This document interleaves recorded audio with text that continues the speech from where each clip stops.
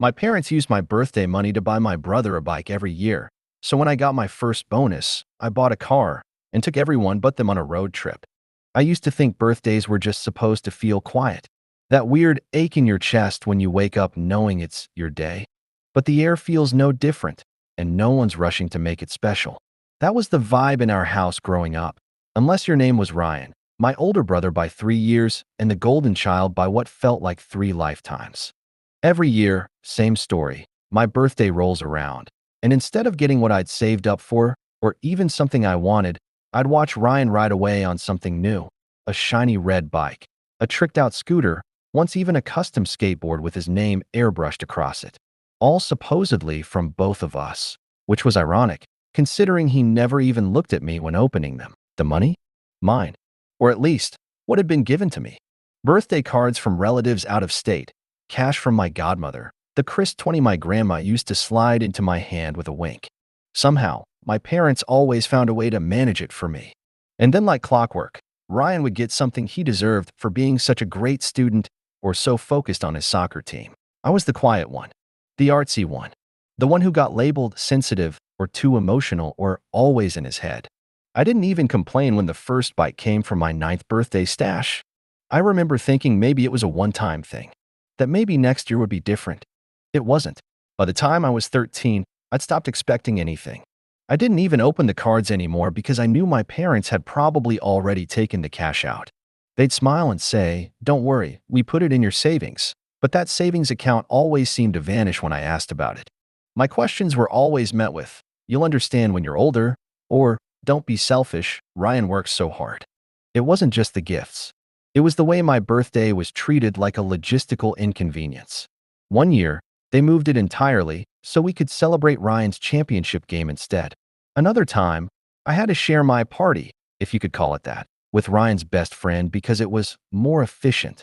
I think what stung the most wasn't even the stuff. It was the message that my wants, my milestones, my moments didn't matter. Not as much as his. Maybe not at all.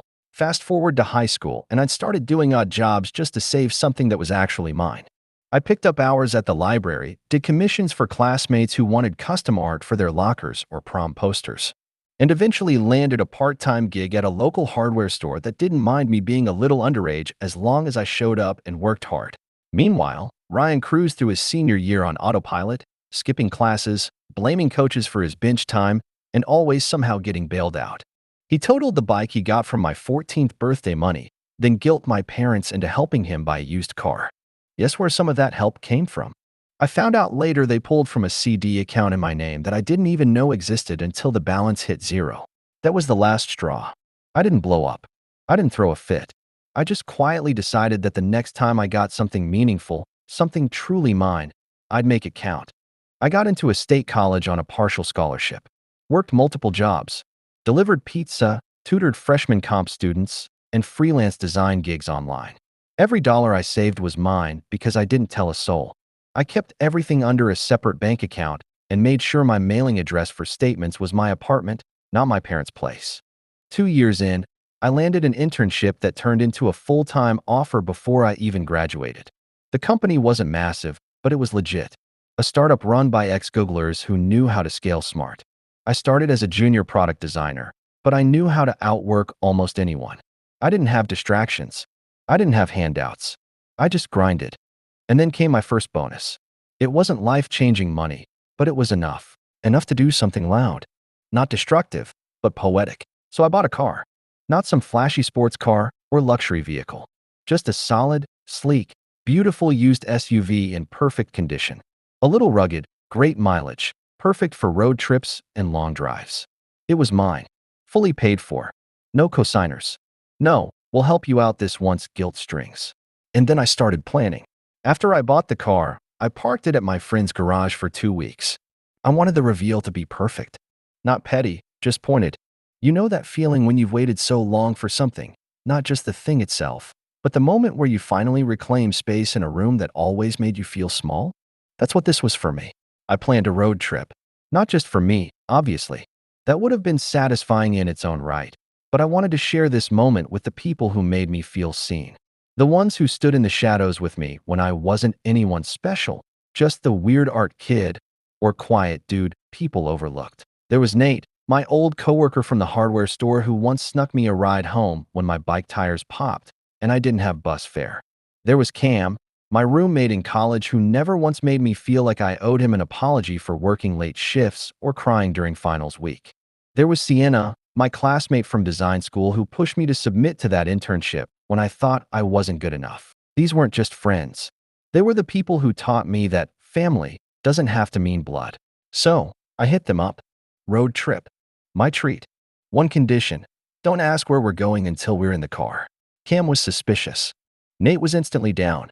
Sienna asked if she needed to pack hiking boots or heels. I said, maybe both. Now here's where things get fun. I waited until a week before Ryan's birthday. Why? Because my parents, without fail, always threw him a casual little get-together that somehow turned into a backyard barbecue with 30 people, catered trays, and banners like he was the second coming of a local celebrity. That year was no different. They posted it on Facebook. Big surprise. Come celebrate our wonderful son Ryan's birthday. Barbecue at our place. Friends and family welcome. And there it was, our place. They still called it that, even though I hadn't lived there in years.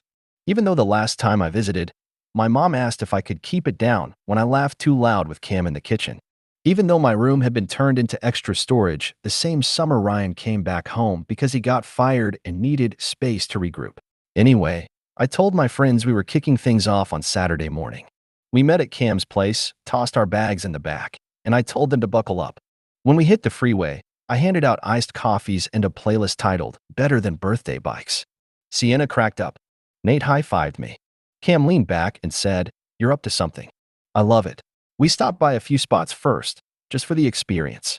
A cool canyon overlook, an old record shop in the next town, and a lakeside diner I'd wanted to try for months. The vibe was pure joy. No tension. No anxiety about who I needed to be.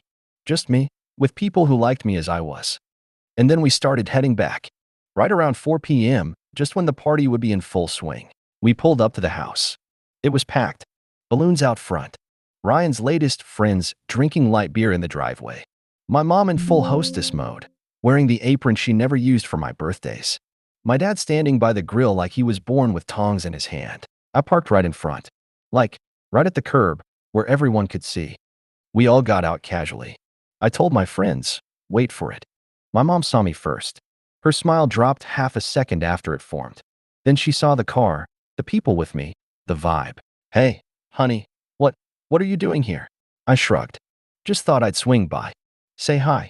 Show the people who raised me what I've been working on." Ryan came out next, wearing some knockoff designer shirt and Yeezys like he thought this was Coachella. He glanced at the car, then at my friends, then back at me. "Wait, that's yours." "Yup," I said, casually. "Paid in full. First bonus from work." Cam pulled out a mini speaker and started playing the playlist again. The track started from the bottom. Ryan chuckled like it was a joke. "Damn, you really trying to flex right now?" I smiled. "Not trying. Just living." Then I walked to the trunk, popped it open, and pulled out 4 hoodies I had custom made for the trip. One for each of us. Mine said, "Designated driver of my own life." Sienna's read, "Support crew since day one." Nate said, "Built different." Cam's. He got the keys. Ryan looked at them like we were aliens. My dad finally spoke up, trying to joke. "Well, looks like someone's doing well. When do we get a ride?" That was when I reached into the glove box and pulled out 4 laminated invitations. "Already took the road trip," I said. "But I brought these for the crew." My mom asked if she could see one. I handed her the 5th one. It was blank. No name. No invite. Just a message printed in bold. This ride wasn't for everyone. Some of us had to walk first. After that moment, me standing there, handing my parents that blank invitation, there was this weird stillness. It wasn't silence exactly. People were still laughing at the party, the music was still playing, and somewhere in the background, I could hear the neighbor's dog barking. But around us, in that small cluster by the driveway, it got quiet in the kind of way that makes people stop pretending. You could feel it settle in my mom's expression, tight, polite, offended, and in Ryan's confusion slowly turning into something uglier. My dad forced a chuckle. All right, he said, waving his hand like I was just being dramatic. "You made your point. Let's not turn this into something it's not." "No one's turning anything into anything," I said calmly.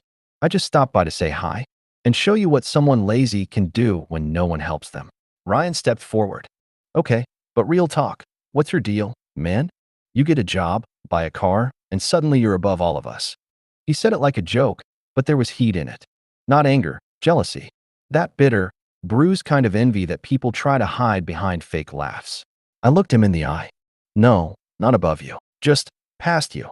That's when Sienna tapped my arm. We don't need to stay, right?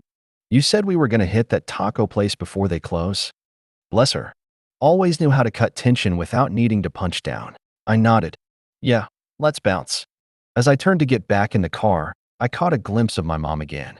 She looked uncomfortable, not sad or apologetic, just annoyed, like I was embarrassing her, like I was making a scene. But I wasn't. This was the scene. They'd built it. I just walked into it with the receipts. We got back in the car. I turned up the music a little louder than before, and we pulled away while Ryan stood there trying to figure out if he'd just been insulted or left behind, or both. I'll be honest, I thought I'd feel triumphant in that moment. Vindicated. Like in the movies, where the music swells and the protagonist stares back with that satisfied smirk. But I didn't. I felt tired. Not drained, but tired in a deep, settling kind of way. Like after a long hike where you finally reach the top and realize the view is more peaceful than powerful. That's how it hit me.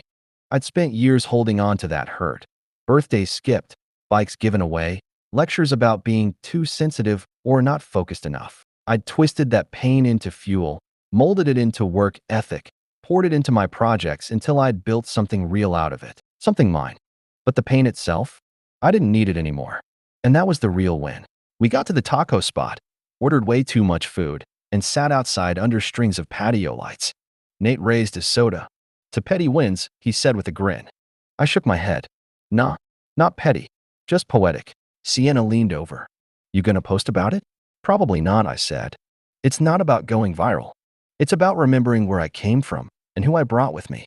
The next few weeks passed quietly. I didn't hear from my family, and I didn't reach out. That silence felt like a new kind of freedom. I wasn't angry anymore. I just didn't owe them space in my life. Then, one day, I got a letter in the mail. A card, actually.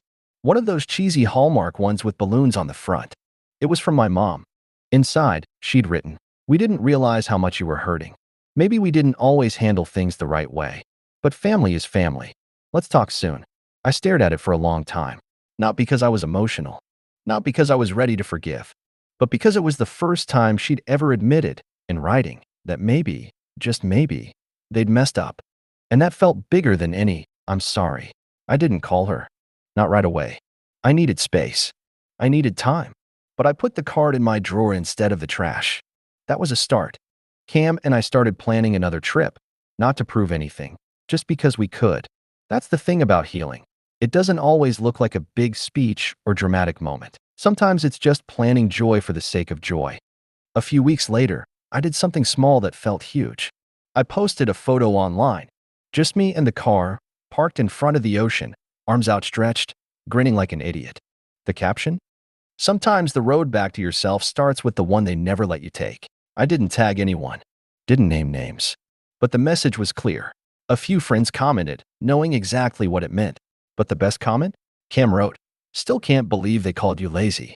Guess it takes a special kind of lazy to outrun all of them." After the post with the car photo went semi-viral among my own little circle, friends, classmates, even some old co-workers I hadn't talked to in years, I started to feel something I hadn't felt in a long time.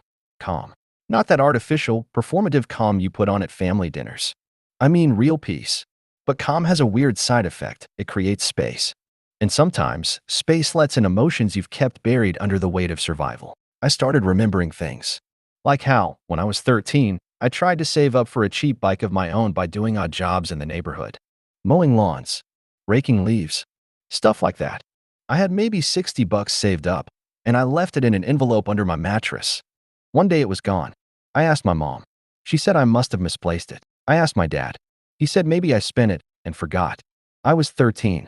I knew I hadn't. A week later, Ryan showed up with new bike grips. Not a full bike, just custom grips. Said he wanted to upgrade the one they bought him that year. Mom said something like, "Good boys should always take pride in their things." I remember her looking at me while she said it. I never forgot that. But I'd buried it because what was I supposed to do? Accuse my brother of stealing and my parents of helping him cover it up? That's the kind of memory you suppress until adulthood, when therapy teaches you it wasn't your imagination. That's what part 4 of this story is really about, not revenge, not even the car or the party, but reckoning. The part where the fog starts to lift and you realize just how deep the cracks went. A week after I got that Hallmark card from my mom, she texted me, "Mom, just checking in. We miss you. Dinner on Sunday?" I didn't reply right away. I let the message sit for a few days. The old me would have rushed to accept. The version of me that was always hoping this would be the time they saw me. The time they said sorry. But I'd outgrown that reflex. I sent a short text back. "I'll think about it." And I did. I thought about how every birthday from age 7 to 17 involved me smiling while Ryan got to unwrap the expensive gift. How they told family I wasn't into bikes anyway, or that I liked quiet stuff. I thought about how my first job was something I had to lie to them about because when I told them I'd applied to a used bookstore, they said, "That's not a real job. Why don't you learn something useful?" I thought about every time they made me feel like trying quietly was the same as failing loudly. And then I thought about where I was now. I had a job that paid well, not flashy, but stable. I had people around me who saw me, friends who asked me how I was really doing, a partner who didn't need me to explain my silences or overjustify my joy. That was enough. Sunday came around, and I didn't go.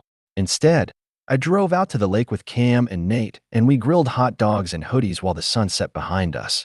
We played old music on a beat-up Bluetooth speaker and talked about dreams we had back when we were broke college kids.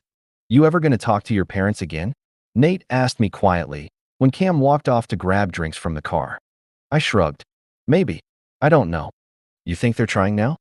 "I think they're trying not to be left out," I said. "Which isn't the same as being sorry." He nodded. "You don't owe anyone your healing." I stared at the fire. "I don't need them to say sorry anymore. But I'm not gonna pretend it didn't happen." And I meant that. A few days later, I did get a call from Ryan. That part surprised me. "Hey," he said awkwardly. "So, you gonna keep icing out the whole family forever?" I didn't even blink. "That depends. You calling to talk or to guilt trip me?" There was a pause.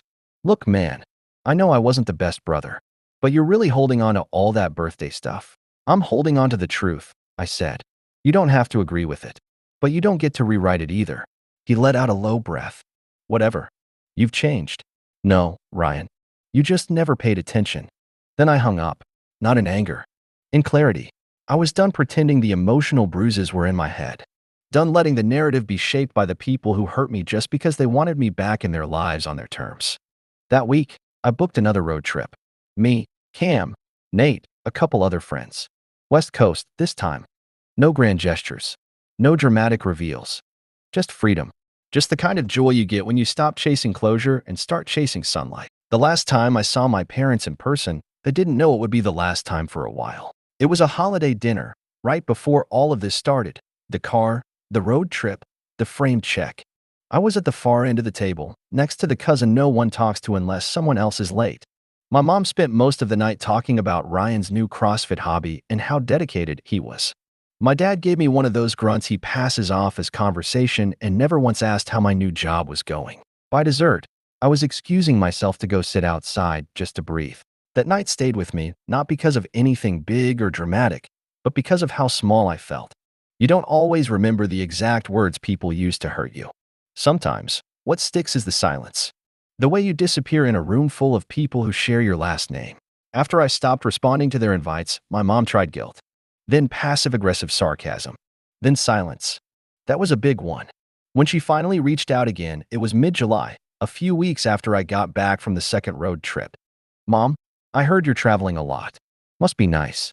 Are you ever going to let us see you again?" I stared at the message for a long time. Then I replied, "What would we talk about?" She didn't answer. I wasn't trying to be cruel. I just didn't want to keep playing a role I'd outgrown. For so long, I'd been the quiet one, the sensitive one, the one who didn't need much. And they used that as an excuse to give me less. Less money, less support, less praise, less attention. But I wasn't that kid anymore. I was an adult who'd clawed his way to stability without a map. And I was starting to realize the version of me they kept referencing, the underachiever, the tag-along brother, the one who liked being alone, was a character in a story they wrote. I wasn't interested in acting in it anymore. The biggest shift, though, It wasn't just emotional. It was practical. 2 months after that last road trip, I got offered a position in another city. Same company, different office, more creative work, better team, higher pay. I said yes. When I told Cam and Nate, they were already looking at U-Hauls. You're not even going to hesitate? I laughed. Nate grinned. Dude, I've seen you rebuild your entire life from scratch. Following you feels like a pretty safe bet. So we packed up. New apartment, new neighborhood, new everything. I didn't tell my parents. Not to be spiteful, but because I didn't feel obligated to anymore. That's how I knew the healing was real. Not because I posted a quote about boundaries or wrote some letter I'd never sent, but because I no longer needed them to witness my growth for it to feel real. They used to tell family I was lazy, that I barely passed college and wasted my electives on art and writing, that Ryan had the real job, the real future. Meanwhile, I'd been working nights, budgeting every penny, slowly building the career I wanted. And then I surpassed both of them. The job paid well. The car was paid off. My emergency fund had more in it than my parents had ever given me in total. And most importantly, I was happy. Not performative happy, not social media happy, but quietly, deeply happy. The kind that doesn't need to be announced. Still, part of me knew the chapter wasn't fully closed. It happened on a random Tuesday. I was out getting groceries when I saw Ryan. Not at some event. Not during a family gathering. At my local gas station. In my new city. We both stared for a second, like two people who didn't expect a ghost to walk into daylight. He approached me first. Didn't know you moved here, he said, stuffing his hands into his hoodie pockets. Didn't know I needed your permission, I said. He smiled, but it didn't reach his eyes. Still holding that grudge? Nope, I said. I'm just done pretending we were ever close. He flinched. I didn't enjoy it, but I didn't regret saying it either. Mom's been worried, he said after a pause. You don't really talk to anyone anymore. Funny, I said. That never stopped her before. He looked at me for a long time. Then he said something I didn't expect. I always knew you'd make it, you know. I raised an eyebrow. No, you didn't.